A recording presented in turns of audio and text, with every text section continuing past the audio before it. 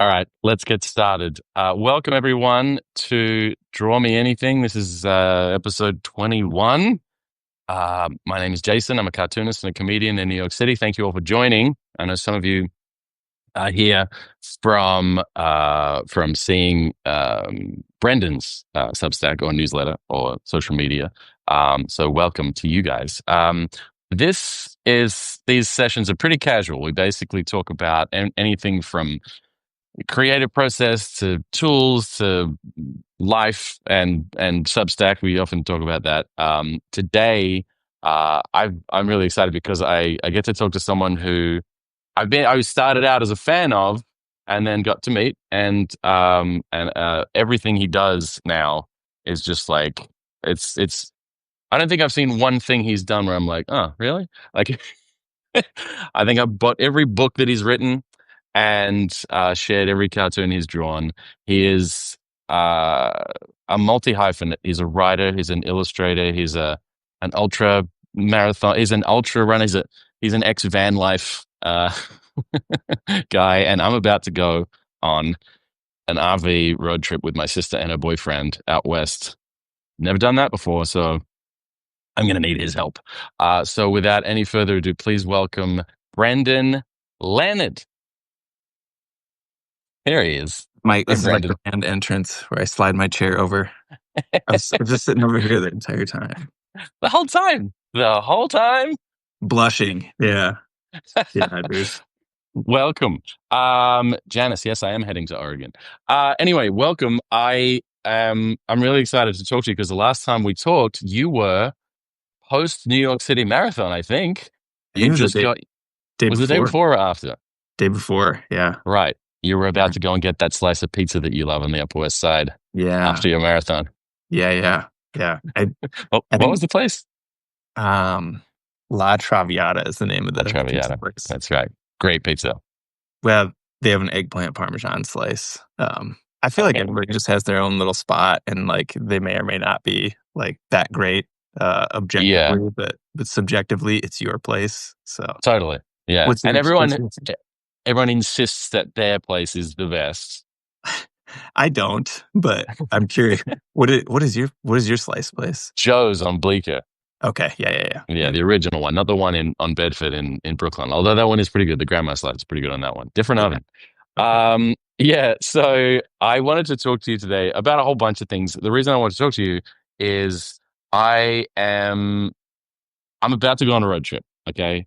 I've been to 36 out of the 50 states. I've traveled around America a lot, but never really in a van or a car or an RV. And my sister and her boyfriend they've been going all across America, across the top, and back again. And I'm meeting them out in Seattle, and then we're doing Seattle and Tacoma and Oregon and Eugene, and then taking the one down California to San Francisco. And I've never lived in an RV. I've never cooked in an RV, certainly not with two other people. And I feel like you are the OG expert in my life on this. What do you recommend I do? What are you recommending I do? I lived in an Astro van for 2.5 years. Lived in a car for 6 months before that. And we didn't have, you couldn't like stand up in the van, but I remember my aunt when I was in Portland. I have two aunts in Portland. My aunt was like, "Oh, so you live in a van?" I showed her the van. She's like, "Where do you go to the bathroom?" And I go, I mean like Starbucks or outside.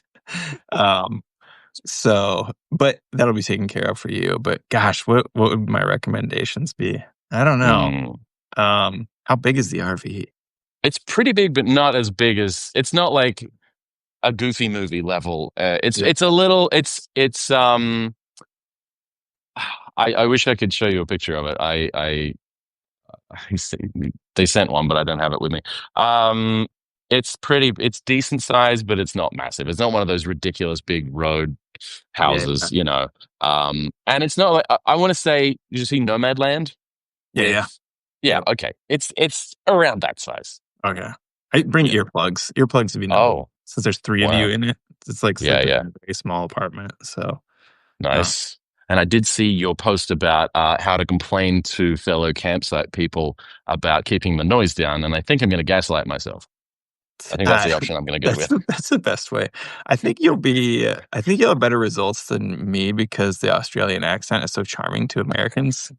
I think that'll work better. I don't But know, man. yes. I don't know. When you're complaining to people, it's different. I have a friend, he wrote a joke for me, which was having an Australian accent in America. It's like a dress with pockets. It's not that interesting, but women fucking love it. I still And find it charming. Yeah. I don't charming? know. Okay. Yeah, I mean, it's better than just an American it's more interesting than just an American accent, but, Sure. yeah, I don't the last time I did it was just a few weeks ago, and it was like I just had to I my strategy was to just creepily emerge from the shadows, which I did with my hands in front of me to show that I didn't have a gun because it was Montana, and I was just like, Oh, yes. just kinda crept in, and they said something before I said anything, and they're like, "Are we being too loud?" And I was just like, "Yeah." And And I just said, "I have a toddler who's trying to sleep right now." And they're like, "Okay." And then I just, like, vampired my way out of the Yeah. scene. Homer Simpson, your way back into the hedge. Yes, yeah, exactly. But, like, I didn't wanna I'm not a threatening person, but I was like, "I wonder if they think I'm a psychopath because 'cause that'd be awesome if they did." But Yeah, they like did a shut up. Clint Eastwood type. Yeah, but you never know, and it's such a loaded thing, and to, like, go up to my wife and I talked about, like, difference between a man going up to a group of people and asking them to be quiet versus a mom or a mother or a Hmm. woman, and, like, there's all sorts of different you don't know what's gonna happen, so, and I got some horror stories emailed to me, Oh, really? after After that. that? Yeah, but and mostly funny ones, though, so, Yeah. yeah. By the way, Mike said Australian accent, charming, British accent, villain. So thanks, Mike. We were Hard both to talking about you, Mike, right before we went live because your Substack is fantastic. I want to shout out Mike. So it's Souden? Souden, right? You're embarrassing him right now. He's just by himself watching this. He's just like, "God, shut up. Stop, please. Stop talking about how great Yeah. I am." Yeah. There he is. He's blushing. Yeah. Go and subscribe to his. I look at his all the time to see what he's doing because we're all trying to figure it out. Like, what are you doing? What is everyone else doing? His is fantastic. He's having a lot of fun. I tell people to, if they are considering starting a Substack or writing on Substack, to look at Mike's because Mike, A, is successful, but more importantly, has fun, doing Yeah. it. It's like it's a person who's not treating it like it's a job and like, "Oh my god, I gotta do this," and, like, Right. you can feel it in the writing, which is amazing. So Yeah. You can feel it in yours too. You've been right. Here's the thing that always struck me about you because I don't think I'm a writer. I'm getting better at it by virtue of having to do it on Substack regularly and just sort of building that muscle. But you, hard from the disagree, get but go, okay. all right, let's. But the thing is, like, I was always a cartoonist, so I was drawing images instead of necessarily writing big, long, essays or anything like that. You were doing that years ago. You were doing travel writing for magazines and doing collaborations with outdoor brands, and you do these hilarious cartoons as well, which everyone should check out.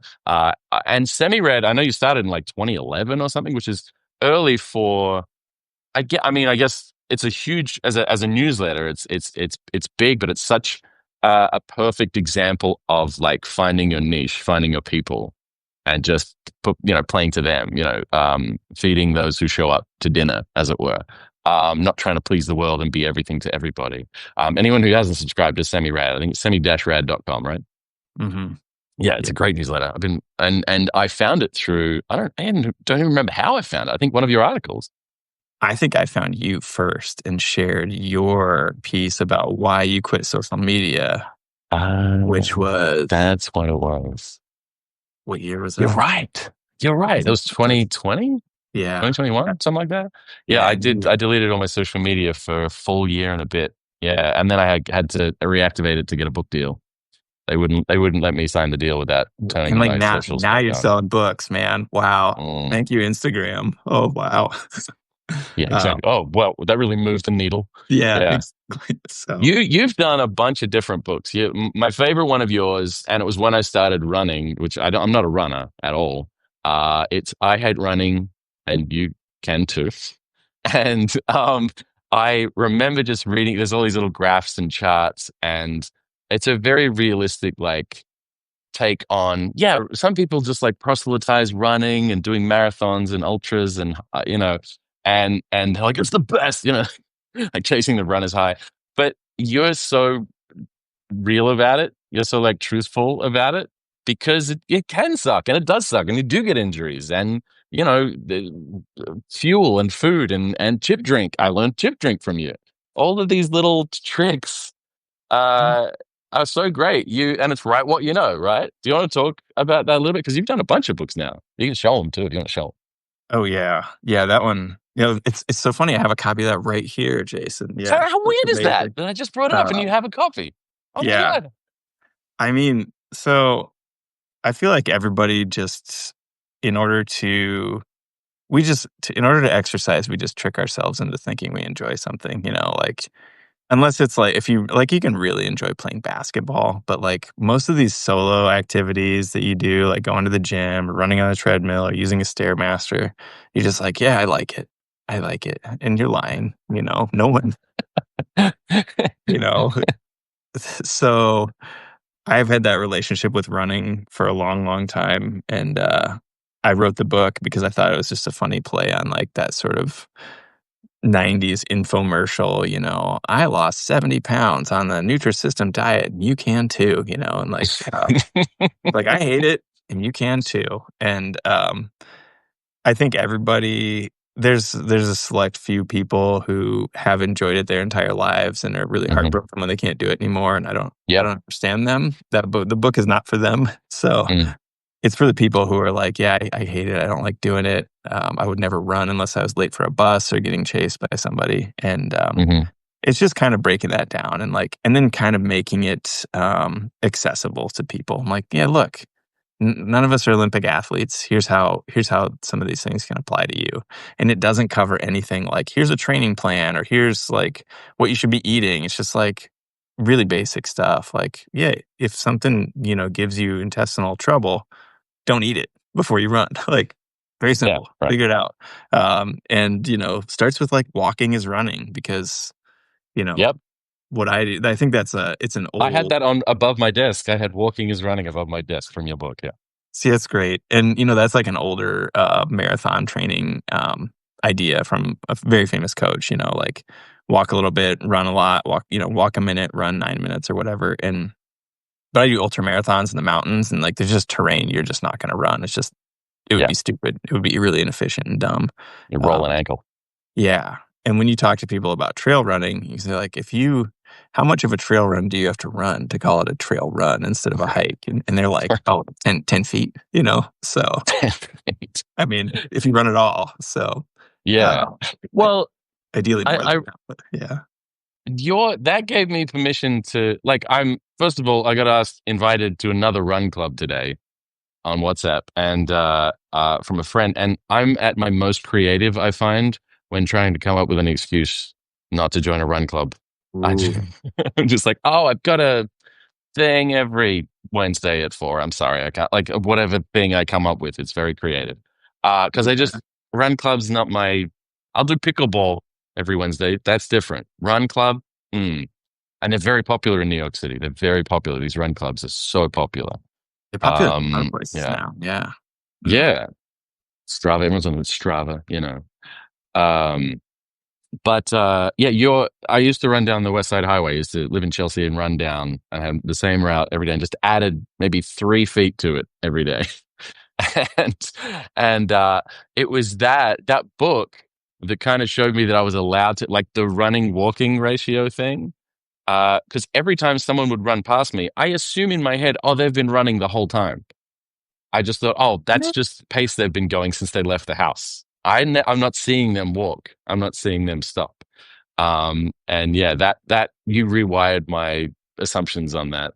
And I lost. This is hilarious. I lost 20 pounds. I did. It took 2 years of running, but it worked.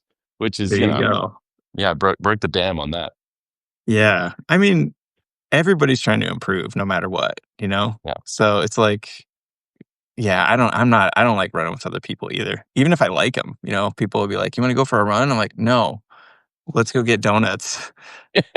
I wanna run by myself because then I'm not trying to keep up with you, you're not trying to keep up with me, I don't have to worry about whatever pace I'm going, whatever, and, like, Yeah. yeah. When I see people pass me, I always think, "Oh, they're probably only running 2 miles today." They just, like, took off on a dead sprint from the front door and caught me at, like, 300 feet into their run, and they passed me, and then they blew by, and that's all I'm gonna see them. But, yeah, I was like, "Yeah, they're probably not going that far." Or This they're might just be the faster first. than me. Yeah, sure. There's that, and it might be their first run that they've taken in like a year and a half, and Yeah. they're only going to do 2 miles or 3 miles, and then they're going to get home and have a sore calf muscle for a week that they can't explain. Who knows? Yeah.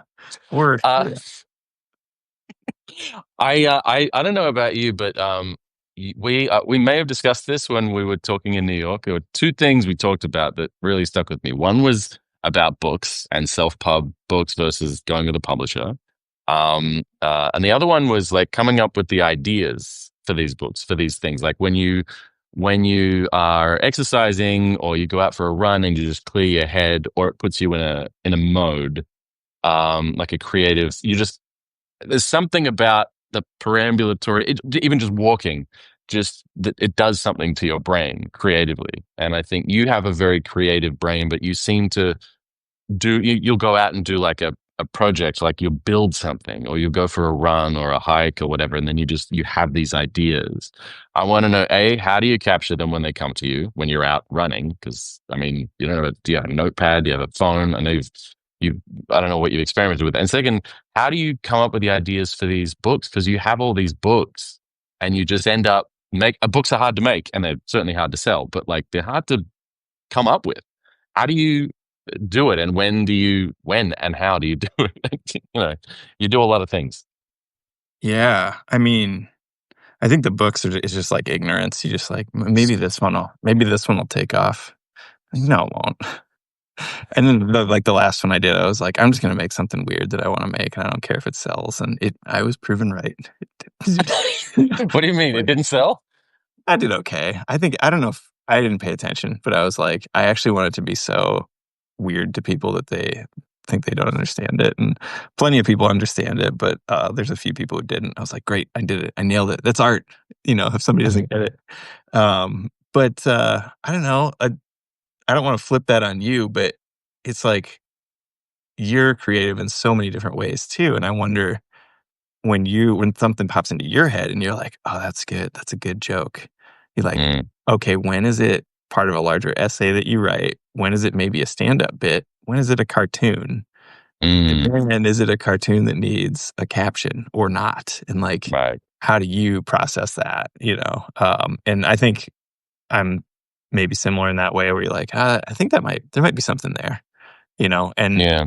usually, I run with my phone. I don't listen to music or podcasts when I run, just because I want it to be my only time the time that I have that I don't have, input from Wow. anything. So Mm, it allows me the space to actually think because at home, I have 50 tabs open, multiple devices. We have the 3-year-old, which is a yeah. whole other, like I don't have time to think unless I'm like driving in a car or running. And so I Mm. have to run sort of for my job, quote unquote. So I take that time and I just like, I don't look at my phone, but if I do have an idea, I'll type it in, real quick. I'll just pull off to the side or sometimes I use the voice notes thing on the Oh, iPhone, wow. which Yeah. really, you're like, "Man, this is such a great idea," and then you either read the transcript or listen to yourself, an hour later, you're like, "Wow, there might be something there, but I sound really dumb."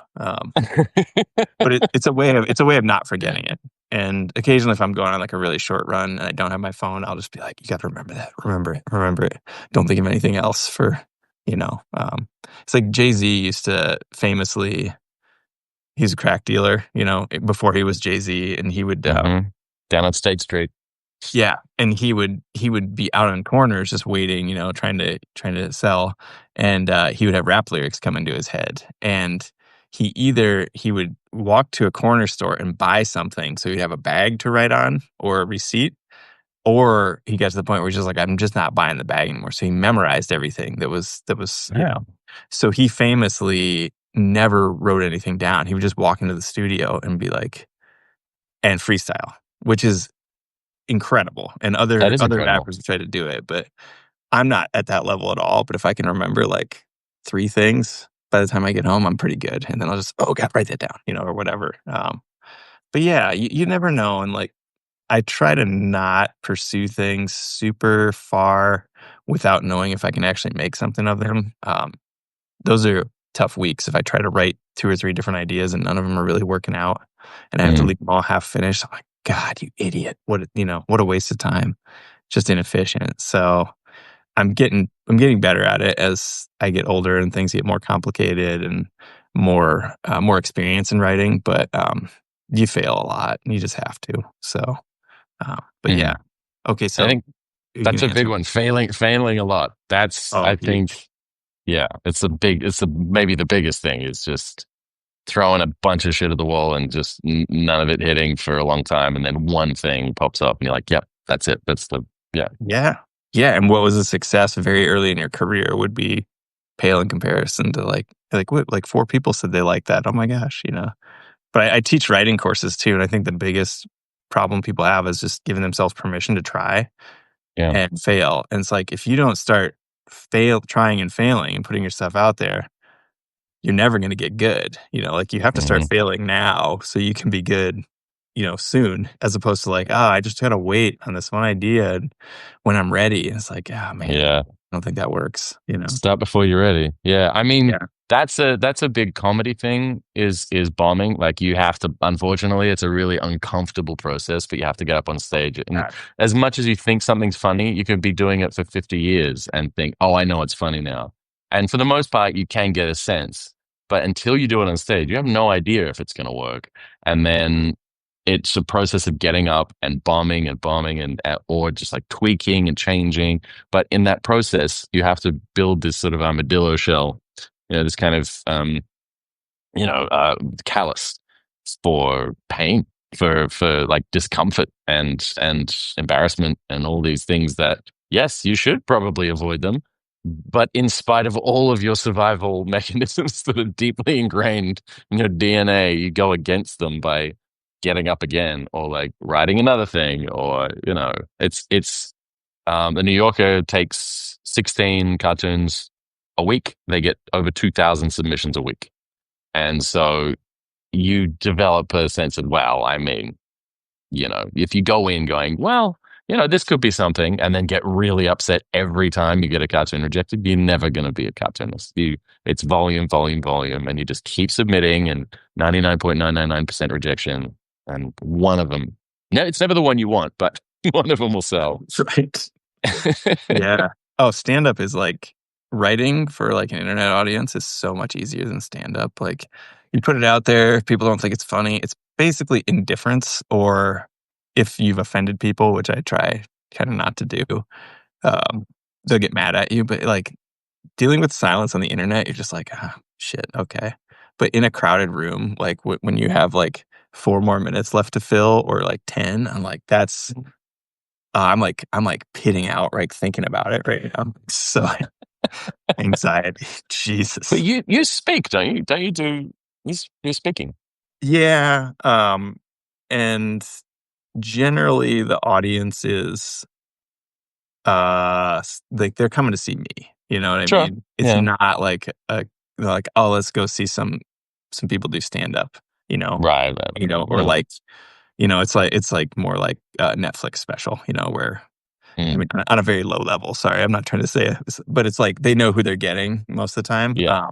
and also, I try to make it around a concept so that they're there for the story no matter Mm, what, and if they don't laugh at at the jokes I put, you know, in there throughout, it's okay. It's like we're still here to hear the end of the story or where the story mm, goes, and it's funny, that would be my closest experience to stand up, I would say, mm.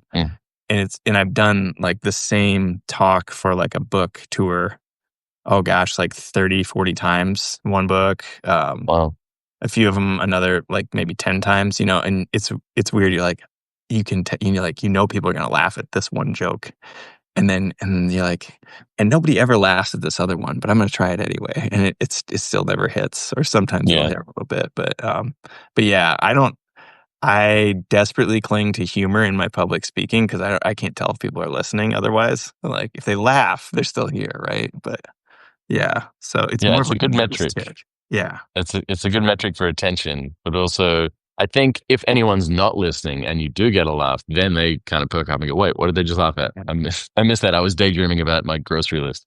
that's a good point. That's a good Yeah, point. Yeah, it jolts other people into attention. I think yeah, the whole thing about comedy is it's attention management, but it's also you're directing people's mind. You're if you're telling a story or a bit or something, you are kind of conducting the audience's mind to a degree. You're trying to collectively get everyone to go to a place, or push them away, or pull them, or do something with them where yeah, you're conducting their attention. And then when you do like a reveal, like a pullback and reveal joke or something like that, you're playing with their head is what you're doing. Um, I was telling a friend the other day that one of my favorite reveals, my favorite in comedy, my favorite jokes are reveal jokes. There's all these different kinds of mechanisms in comedy writing, and you know them. But like the my favorite is a reveal because no matter how much I know about the mechanics of surprise and a reveal, I still enjoy the hell out of a good reveal joke. And one of them is my old friend Mike Goldstein used to get up. This is back in Perth, like 18 years ago when I started. I remember him getting up on stage and saying, "My girlfriend hates it when I pee in the shower, especially when she's in it and I'm not." Like, it just builds this image of him standing outside. It's a great reveal. And there's the other one, which is like, I think it was one of Louis' specials where he's like, "We're the only species who learns that they're going to die. We're the only species on the planet that knows about their own mortality." He's like, "I learned that we're going to die when I was 7 years old. He was my grandfather." He said, "I wasn't even talking to him. I was just trying to blow out the candles." It's just like layers. It's a reveal joke is its own little gift. And I don't know, those writing mechanisms, like you say, like sometimes something's gonna work, but then sometimes it doesn't. For whatever reason, the the room is too hot, or the chairs are too close together, or it's too bright, or the microphone is not quite loud enough. Whatever it is, whatever variable for the identical joke told the identical way to not hit the same way as you expect it to, because you're so confident in it. You're like, this always works. And you're like, wait, it yeah. didn't hit. What the hell? What happened? What's wrong with all of you?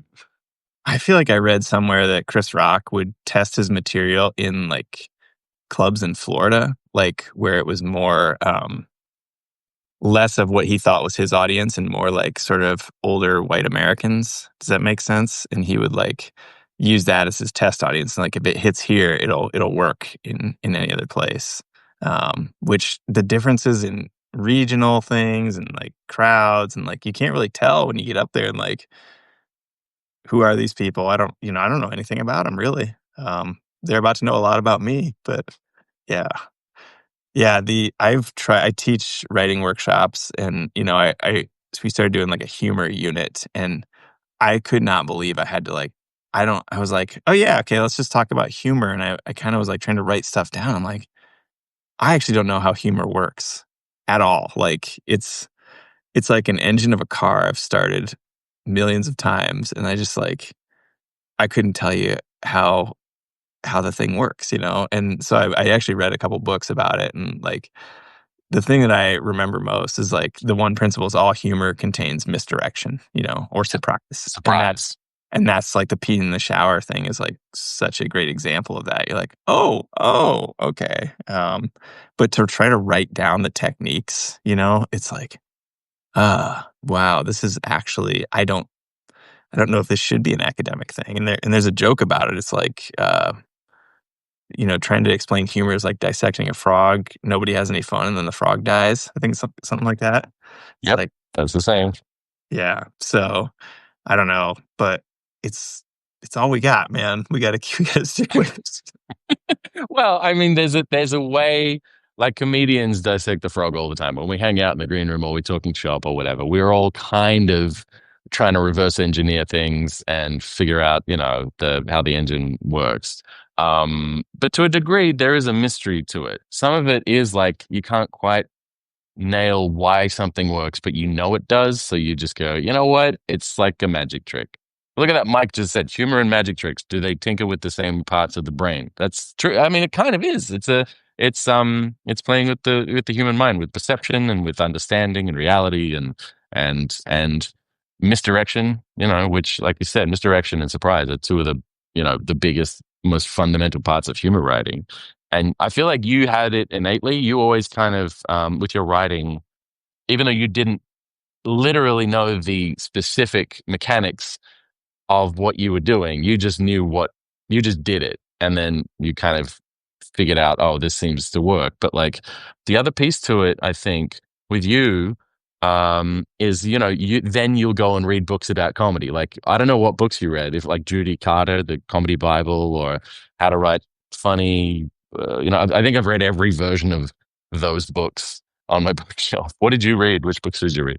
It's actually called Humor Seriously, and Oh yeah, it's written by a couple Stanford prof- business professors, I believe, or they taught a hmm business class at Stanford about humor in the workplace, and like it was more like why we should use it and how it's effective in different ways, as opposed to just making people laugh. And in writing, when I teach the writing courses, I try to say, like, look, we're not like the goal is not to get people like belly laughing at your story.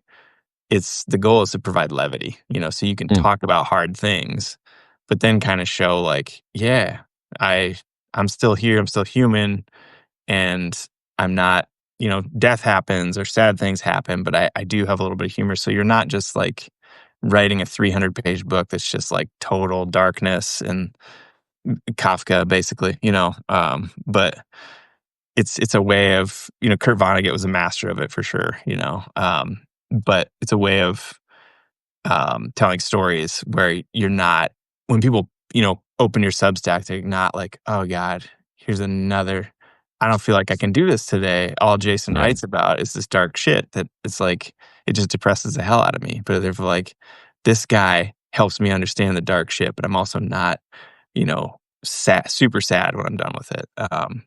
It's kind of, I mean, basically it's being Irish, I guess is another way of looking at it.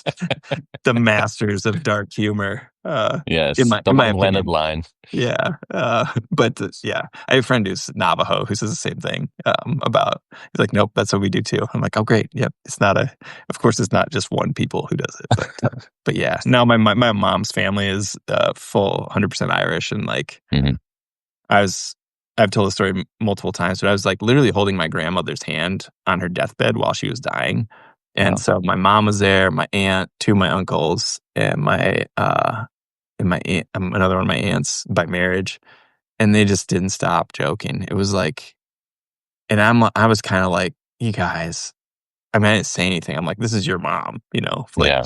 do whatever you think is appropriate," but I was just like, "I can't believe some of the like, you're just making up song lyrics and, like, just" it was so goofy, and, It's a this like coping people are mechanism, right?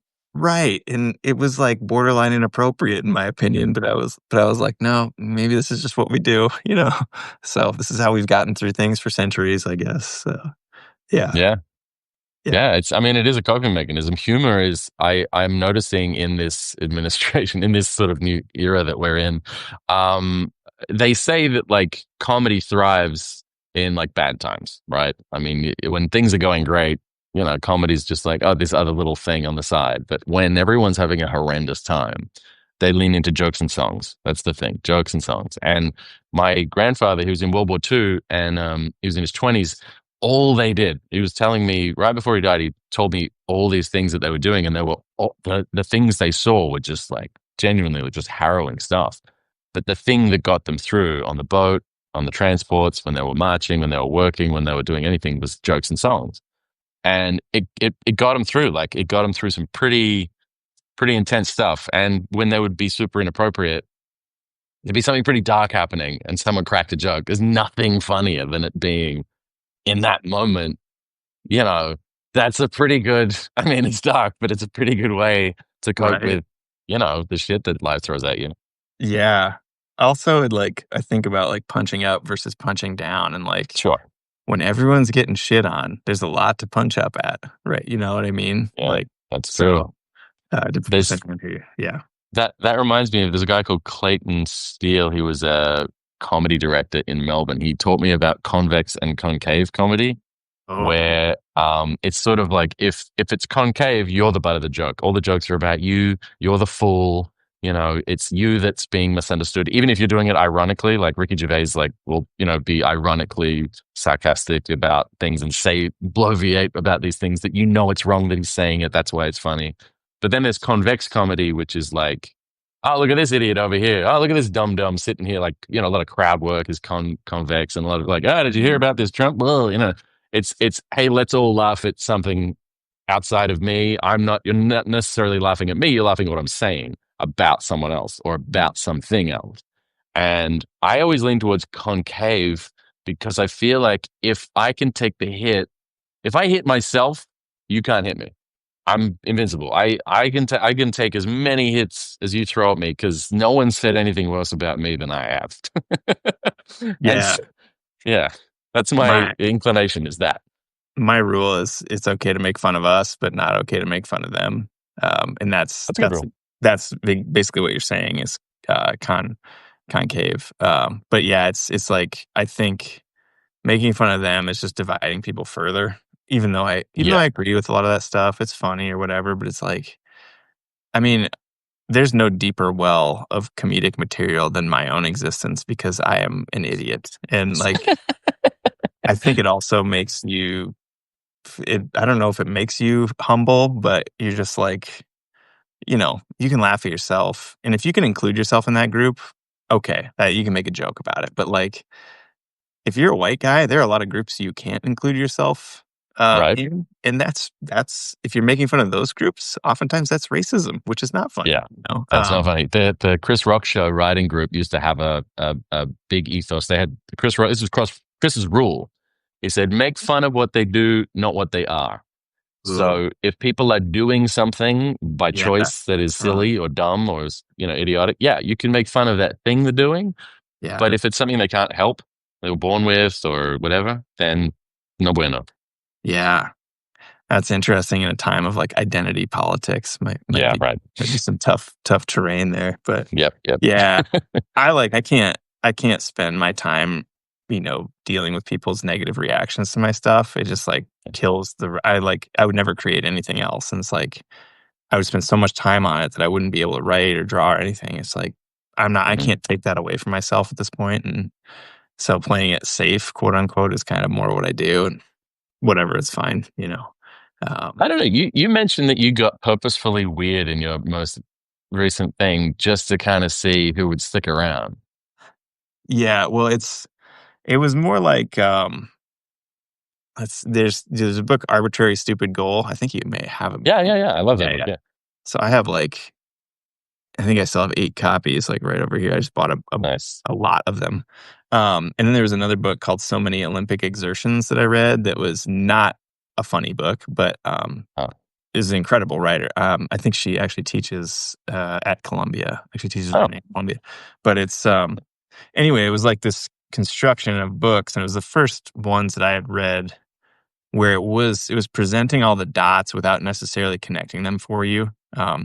I think a publisher, unless you're really, really, um, really a great writer, would probably, I think where they're trying to guide you to like making things more accessible so you can sell more copies.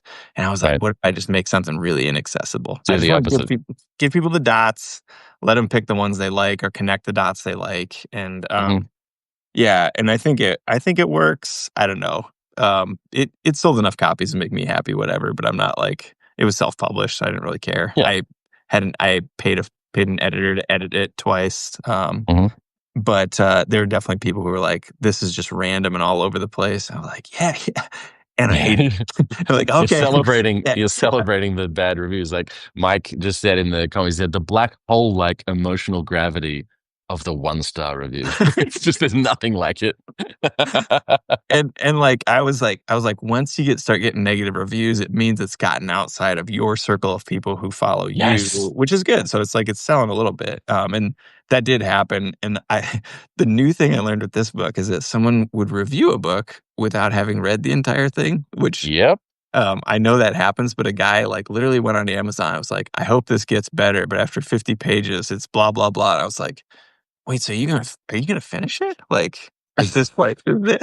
Like, and I think the problem with like Amazon being a place for book reviews is like Hmm. the guy's he may have ordered a toaster at the same time he got your book, and Amazon sent him an email and said, how's your toaster and your book doing? And he's like, oh, I'll review both of them. He's like, toaster's great, blah blah blah. This book though, I don't know. And I have in some of my weaker moments, like read a bad review and like clicked over on somebody's profile to see what else they reviewed. And often it's like cream for psoriasis and like Brendan's book and like, a drill, the power drill that they Yeah. bought. And you're like, wow, they are.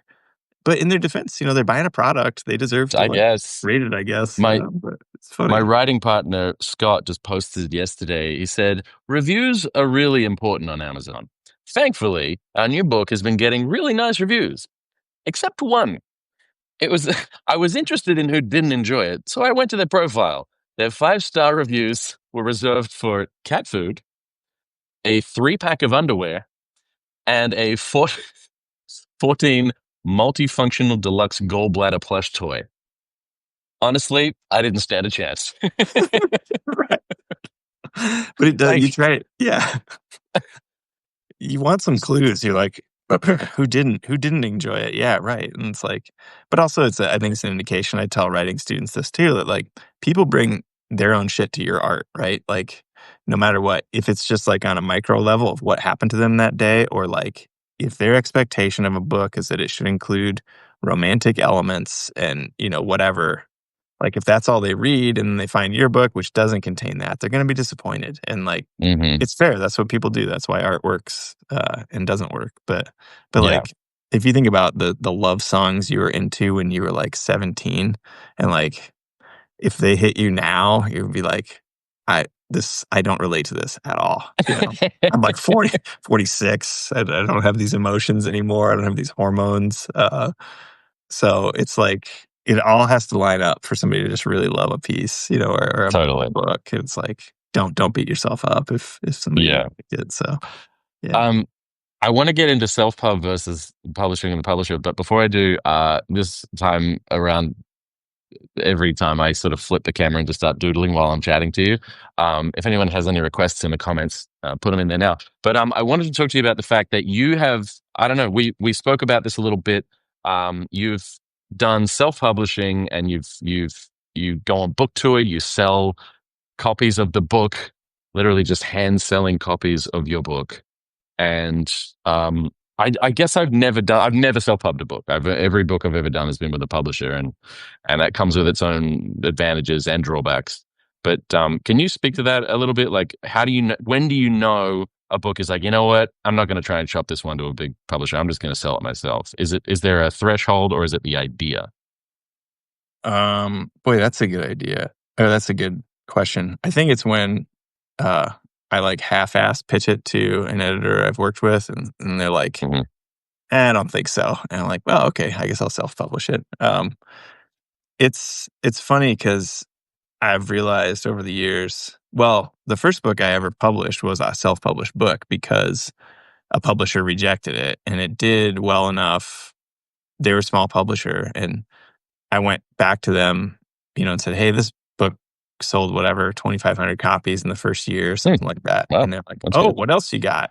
So then they Nice. published a book, and to this day, I compare those two books, and the self-published one made more money, sold far Huh. fewer copies, obviously, but yeah, it's a whole decision matrix, and like I think we think still that getting a book deal means that our book is going to sell, which is just not true. Publishers have to sell, dozens of different titles a year, new titles, and the publicist may do really well with yours, or they may be overworked and like just, focusing Right. on something else. And like, Yeah. and a lot of it comes down to you anyway. But I guess I enjoy making books and having them out in the world. So I'm not super afraid to just do it myself. And like, Hmm. am I the best graphic designer? No. Does the cover matter that much? I'm not sure, Right. Right.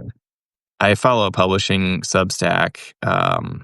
The lady owned or started Belt Publishing, and I believe she said that 70% of all book purchases are made online.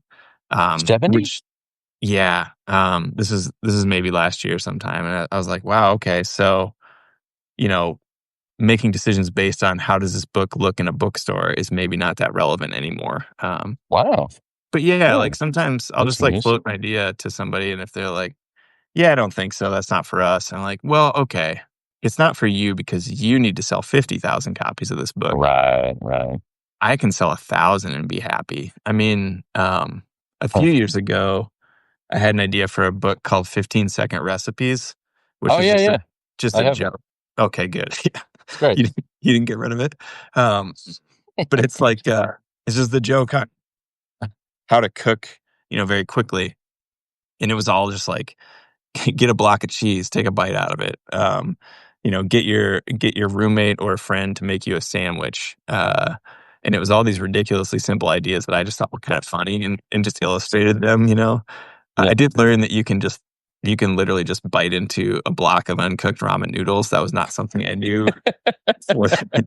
But I sent it to a friend or an editor I've worked with, and she's like, "Yeah, I don't think that's for us." And I was like, "Okay, well, just at the time, I wanted it to be small, and I had to the self-publishing, the services I usually use didn't have a book that small that you could have with a binding on it, so I was like, "Well." Uh, And I found a company that, like, makes real estate brochures and just printed 1,000 of them for I forget, maybe it was $2,000 for 1,000 copies of this book, and then I just sold them, and, you can still buy it. The software caught up or the publishing company's caught up, but I was like, "I wanna make this book because I think it's funny," and, I get inspiration from a friend of mine we actually bicycled across America, God, 15 years ago now, wow. but he will spend so much money on a joke that has an audience of one, It's more like a Funny. prank, but it's like Right. he just doesn't care. He's like, "I think this needs to exist in the world, and I think, like, if you spend a little money on it and you send it through the mail, it is, like, Yeah. incredible when you, like, imagine your friend opening something and being like, 'Oh my god, Tony, what?'" Like, and I kinda think of the books as the same way, where, like, what if this existed? Wouldn't that be hilarious? And, books take forever to produce, and you're, like, putting a lot of time and effort into it, and when you Yeah. self-publish, it may not sell anything. So you're kinda like, I don't know if this is worth it. This joke is really not worth it, but, Right. um, it's to the point, I think nowadays, 30 years ago, if you self-published, you maybe were not gonna sell very many books, and nowadays, you can arguably sell a lot of books self-publishing, because the publisher often a big chunk of their publicity, and maybe you can speak on this better than I can, is what are you gonna do as the author? Like, Right. do Right. they wanna work with some unknown person who's never even, like, logged on to Instagram or YouTube or whatever, and is like, "Nope, I just make the art, and I don't wanna sell it." They probably don't, Right. versus somebody who's, like, has 1,000,000 followers on social media or even an engaged smaller following. Yeah. So the marketing and the publicity is coming down to you anyway, a lot of times, or the majority of it, so it's like, well, why not just do it myself? Um, and Hmm. having that, um, experience of realizing that a lot of my books are not gonna be bestsellers, I'm not Right. super worried about, but it's the I guess having that understanding where you think, "Oh, can I self-publish this? Of course I can?" Am I willing to put whatever several hundred hours into something that may only make me $3,000 total? Yeah. Right. That's a bad business plan, but for art, it's fantastic? I love that. It's Well, if you want it in the world, I mean, yeah. you want it to exist.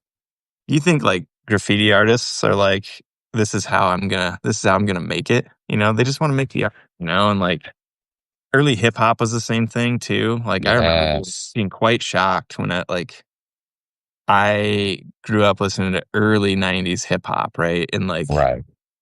it was when rappers started to be able to make real money, it was like Mhm. alienating to me. I was like, "Oh man, what?" Like I mean, Yeah. they were, the guys I listened to were always talking about money, but it wasn't like massive sums of it. They weren't buying record Right. companies and stuff like that. So, Right. like, oh man. So and that's not a judgment of quality. That's just me being an old guy in No, some no, I ways. get it though. It does change everything. Yeah. It changes Yeah. things. And I think like a lot of projects I do, like video sometimes is this way, and like other things I do where you bring in a sponsor or someone who's going to pay for it. That's your Right. collaborator, and like um, Hmm. it's like when you have the idea, you might have the same experience, I think, in a lot of ways. When you have the idea, it's art, and you like the Right. possibilities are whatever the possibilities are. But the minute somebody says, okay, we'll pay you for it, here's a contract, it's due, Yeah. August 10th, it becomes Yeah. work. It goes on your to-do list. And you're like, oh yeah, Exactly. I gotta do that thing. Yeah. Whereas if you're just like, plugging away on your own in your little room, it's like a real creative experience. And I think I try to hang on to a little bit of that, even though I Yeah. have to make a living doing it. And self-publishing Yeah. is the way to do that. So That's so yeah, interesting. Well, I mean yeah. that plays into I don't know if you ever read the book Company of One by Paul Jarvis. Um, No. I think he's Canadian. He built an entire business of like, I think it was like a software business, but using a mailing list. But he also had like, he used to ask himself, what is your enough? Right? Like, Mhm. there's people who want to just like, where no amount of money will ever be enough money. Um, so if you deliberately ask yourself, like, what is your enough? Then you can kind of get somewhere where you can be somewhat satisfied because you didn't want to get on the bestseller list, or you didn't want to sell 10,000 copies. 100 copies would make you happy, or whatever it is, whatever your enough um, is something to kind of always ask yourself, because is that kind of hedonic adaptation is like, oh great, I sold 1,000 copies, now I want to sell 10,000 copies. Like it's never going to be enough. um we did have, by the way, we had a question for you in the chat. Jennifer George, who by the way happens to be Rube Goldberg's granddaughter, um she said, where do you print your books and how do you get them into stores, or do you just sell them online? Yeah, so the simple I wanna read you this John Green quote real quick, and I'll answer Oh that, great, but love it's that. right, it's Love John exactly what Green. you're saying.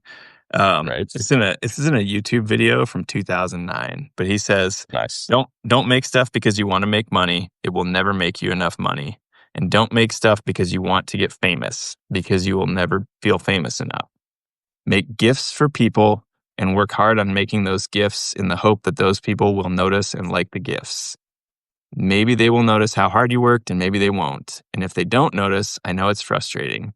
But ultimately, that doesn't change anything because your responsibility is not to the people you're making the gift for, but to the gift itself." Um, and I Good think about that Lord. like when you make something, Wow. just make gifts for your friends. And that's the best motivation possible. But Yeah, that's great. long, I love that. long answer to the question though. There's two companies that I use, and one is Create Space, which is Amazon owned. Okay.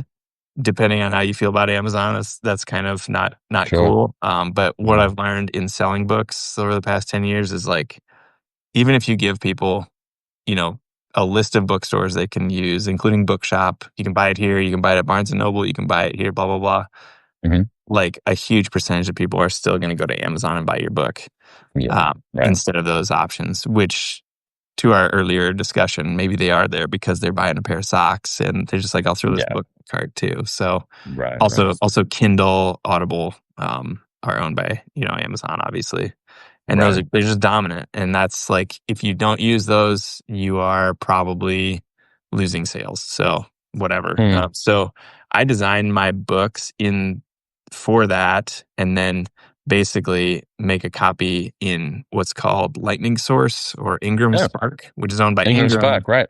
Yeah. which is the big book distributor for bookstores in the US, Mm-hmm. and I think more than that. But it's a little clunkier. You make a little bit less money. Customer service is a little less useful. But a lot of bookstores hate Amazon. Of course they do.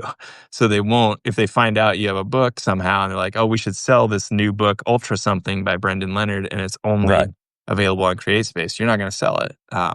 So they will order it from Ingram and put it in their bookstores. So I always do No. both, which is costly as far as time and effort. And I think there's Yeah.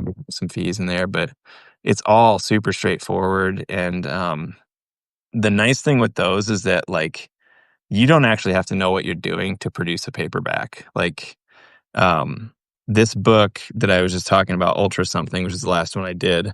Right. I laid it out myself in the interior using a program called Atticus, and Okay.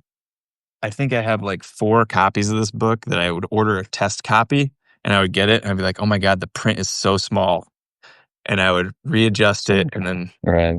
adjust everything on the interior. But you can literally order these little test copies, and they show up at your That's pretty house in cool. like 5 days. Wow. So you're able to learn by trial and error that way, and a little cost. I think it costs you like 10 or $15 to get the sample copy, but Right. um, Right.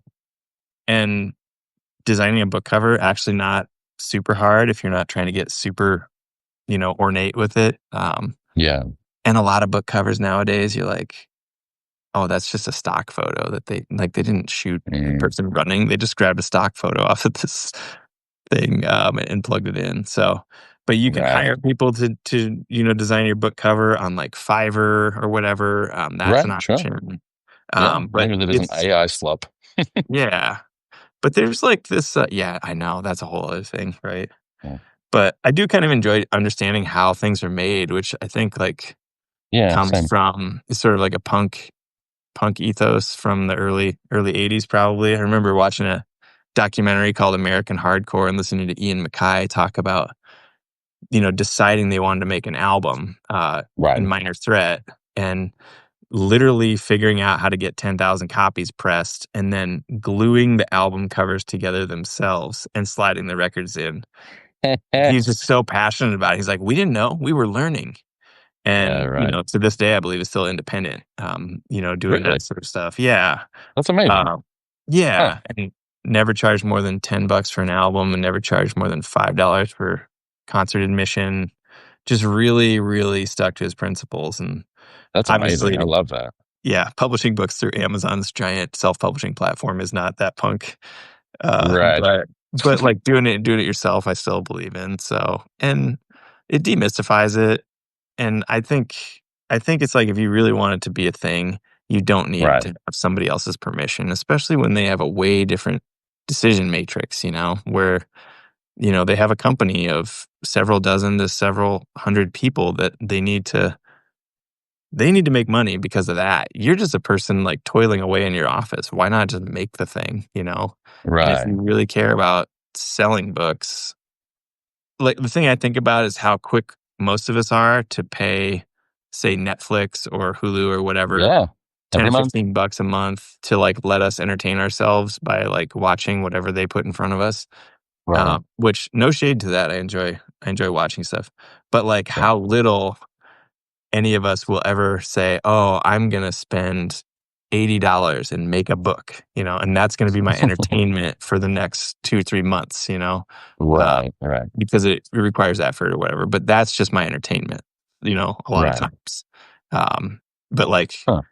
I'm like totally I'm mortified when we like pay for Hulu for like 4 months in a row and we don't even watch a single Yeah. episode 'cause we're Same. so busy. I'm like, God, what am I doing? I'm wasting money. But Yeah. I'll just plow, dozens of hours into making a book that'll sell, you know, 1,000 copies. And you're like, that was a good use of my time, you know. Which is Yeah. you know what? I'll stick with that. That is a good use Yeah. of my time, no matter what. So yeah. um, So I wanted to share something that you just mentioned, Ingram Spark. My first book editor, started Ingram Spark. Was part of starting it. wow. Justine Bilo. Shout out to Justine Bilo. Wow. at Ingram Spark, and she's moved on since.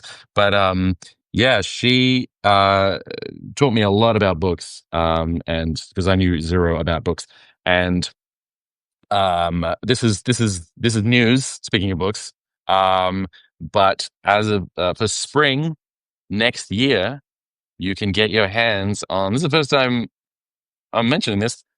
You can get your hands on "You're Not a Real Parent Until," which is going to be published by Andrews McMeel Publishing. Uh, we decided not to go self-pub with these purely to get them on shelves, and we were very, very straight with them about. They were like, "Why wouldn't you self-pub?" We said, "We need the Schuster distribution network. We need your mechanisms for getting it out there because it's a gift book and it needs to be in people's hands. And it is hard to sell gift books online. But you can't, I mean, it's not impossible, it's just hard. And so we worked, Justine initially helped us develop that idea. And Ingram Spark is, I know it's helping a lot of people. And the other thing, by the way, I wrote all my comedy in this. I take this to every gig. You need more of those? Yes, I do. Look, it's full. All of my gigs, all my jokes, all of my sketches from like when I go to jazz clubs Nice. and stuff like that. It's all in. This is a Brendan Leonard original over here. Um, yeah, and oh, we had a question in the chat, by the way. Yes, these were the Blackwing pencils from Waking Up that I was using to draw. Yeah, the self pub versus going traditional is this. I oscillate between the two all the time, and I think about it, and I have ideas for books, including like putting together a compendium of all the different things that I've written on my Substack that have done well or engaged people or have found useful, and putting them into a self pub book.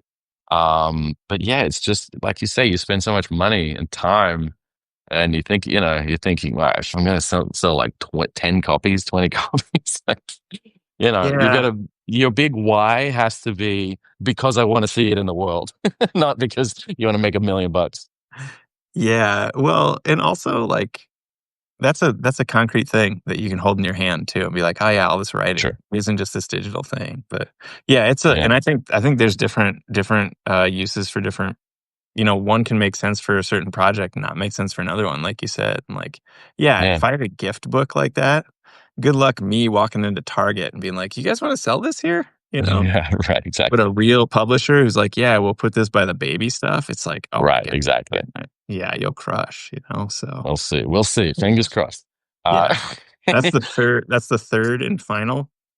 Is that? it's the second of three. The first one is "You're Not a Real Dog Owner Until," which came out this year, realdogowner.com.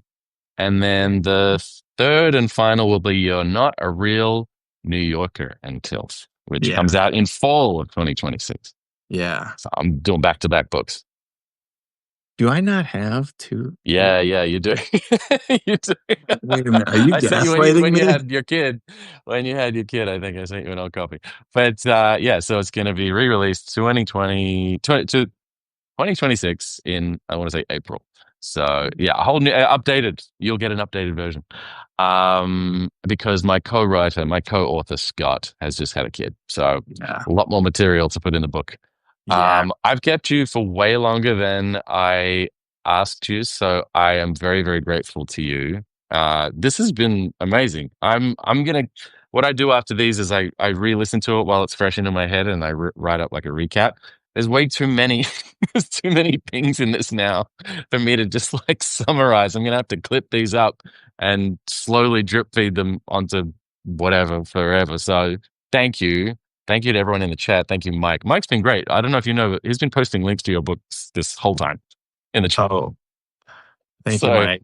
I owe you 10%. yeah, he's your hype man. He's your agent. Yeah. Um, but let me know, apart from semi-rad.com, where can people find you? On your Instagram, or where do you want people to find you? Yeah, Substack, or I'm on Substack too. I think it's just semirad.substack.com. If that's your preferred. I kind of just put things everywhere, just like whatever, if you can find it, that's awesome. But yeah, I use another email program as well. But yeah, if you just Google semi-rad, it should show up somewhere. But yeah, no, man, thanks for having me. Like, I can't believe how professional you are doing these and like how into it. Like, this is amazing. So Thank you. No, I'm still figuring it out as I go, but I'm trying to make it a regular thing. I think the deadline helps. Knowing that I have it coming up, I'm like, all right, yeah, let's yeah, do yeah. this. Are you Thank you. are you flying home from San Diego then after this road trip? Actually, San Francisco. Yeah. San Francisco. Okay. Hmm. All right. Yep. Yep. So it's gonna be about, I don't know, I gotta look at the roadmap thing we have for the trip. But yeah, it's gonna be a fun trip. I will definitely be dropping you a line mid trip to ask you for expert advice on bits and pieces because I've never ever done this before. So yeah, I'm gonna need some Leonard wisdom All my mid all my trip. all my beta for like the 101 and one is like 10 years old at least. But Right. I've driven that whole length twice just for fun. So Wow. it's amazing, That, dude. You know, a blast. yeah, I can't wait for that part. The one is really gonna be Yeah. the highlight, I think. Yeah. Yeah. And maybe Yeah. Mount Rainier or Mount St. Helens, but yeah, it'll be fun. Meh. Who knows? Eh. Mount Hood. Yeah. Yep. All right, I'm gonna get let you get going with your day. Thank you to everyone for tuning in. Brandon, thank you. This was really cool. This is Uh, awesome. We'll do it again. But yeah, in the meantime, everyone go check out semi-rad.com and subscribe to Brendan's Substack. And I am gonna take a break from these while I'm on the road, and I'll be back after my trip, hopefully alive and well. yeah. Fine. Fine. Awesome. Thanks so much, All dude. right, see you, Talk to pal. you Bye. soon. See you, everyone.